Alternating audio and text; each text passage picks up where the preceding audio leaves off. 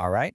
Today we're going to talk about one of the most wild, most extreme chapters in our planet's entire history. It's called the Snowball Earth hypothesis. And I want you to just picture this for a second. Our planet, something like 600 million years ago, isn't that familiar blue marble we all know. Instead, it's a white one, a giant snowball, totally encased in ice. But here's the real kicker. The central question of this whole story. What if this planetary deep freeze, this absolute catastrophe that nearly snuffed out all life, was actually the single most important event that paved the way for complex animals? And yeah, eventually, for us. So, how do we even know this happened? Well, to unravel this massive planetary mystery, geologists had to become detectives.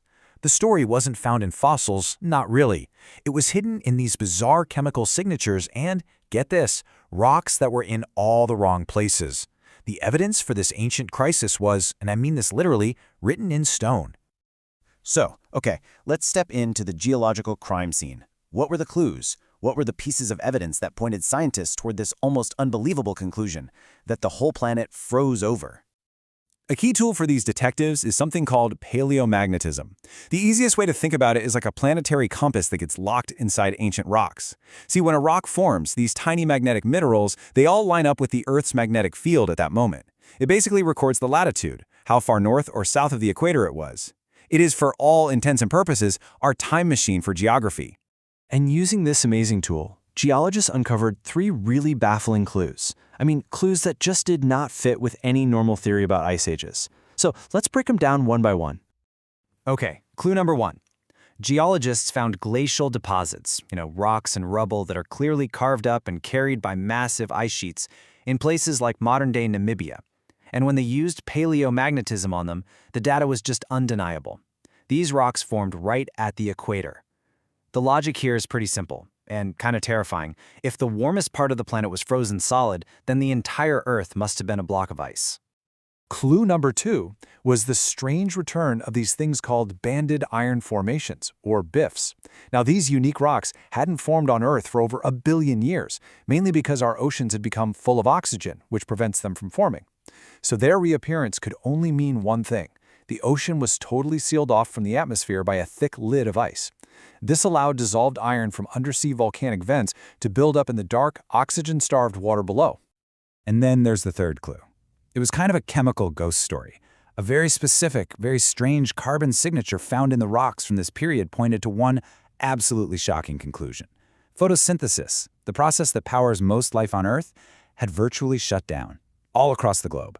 The planet's biological engine had just nearly died. Now, all this evidence, as you can imagine, sparked a huge debate that's still going on. Was it a hard snowball, the planet completely frozen solid top to bottom, which honestly best explains the wild chemical evidence? Or was it more of a slush ball, maybe with a thin band of open water or mushy ice right at the equator, which could have been a vital little refuge for life to hang on? This is still a super hot topic for scientists today.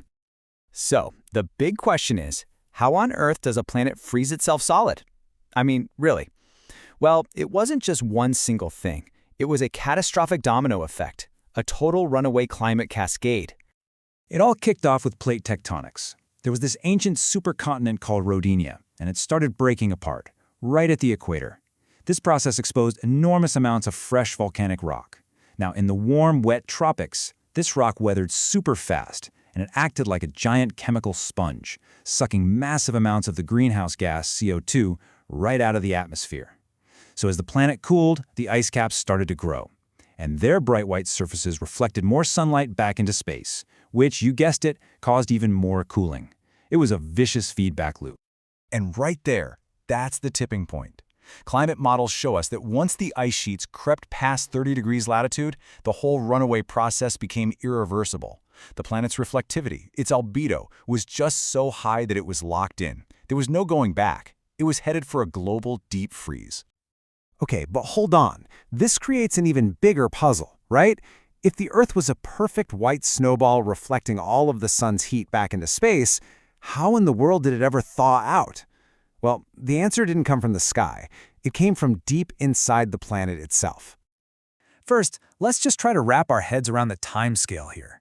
The planet was trapped in this frozen state for maybe as long as 10 million years. Can you just imagine that? A static, frozen world where it must have felt like geologic and biologic time itself had just stopped. So to break the grip of all that reflective ice, the atmosphere needed an almost unimaginable amount of greenhouse gas. The CO2 concentration had to climb to a level about 350 times higher than it is today. Just wow. So where did all that CO2 come from? Simple, volcanoes. While the surface was a frozen wasteland, the Earth's fiery heart never stopped beating. For millions of years, volcanoes just kept chugging along, pumping CO2 into the air. And since that chemical rock sponge we talked about was now covered by a thick sheet of ice, there was nothing to remove the CO2 from the atmosphere. It just built up and up and up, basically turning the entire planet into a giant pressure cooker. And when the thaw finally came, man, it was fast and it was violent. Those super high CO2 levels created intense acid rain. This rain hammered the newly exposed rocks, weathering them at a furious pace and just washing tons and tons of minerals into the ocean. This triggered a chemical reaction that caused these thick layers of limestone, what we call cap carbonates, to form right on top of the old glacial deposits. It's the perfect, unmistakable chemical fingerprint of the Great Thaw.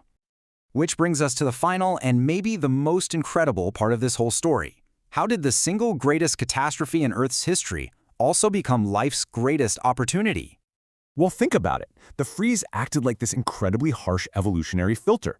It forced the life that survived into these tiny, isolated little pockets, driving crazy adaptation. Then, that violent thaw acted like a fire hose, flushing a flood of nutrients, especially phosphorus, into the starved oceans. This fueled massive blooms of algae and cyanobacteria. And what do? They pump out huge amounts of oxygen into the water and into the air. All of this, it set the stage perfectly for what came next, the Cambrian explosion. That incredible moment when complex animal life finally, truly took off. And as the source material for this explainer puts it so beautifully, this whole saga reveals a profound link between the deep Earth, its tectonic plates and volcanoes, and the evolution of life right here on the surface. You really couldn't have had one without the other. The story of Snowball Earth just goes to show how our planet's absolute worst moments can sometimes trigger its greatest innovations. It really makes you wonder, doesn't it? What other incredible secrets about our own origins are still locked away, just waiting for us to figure out how to read them in the ancient rock?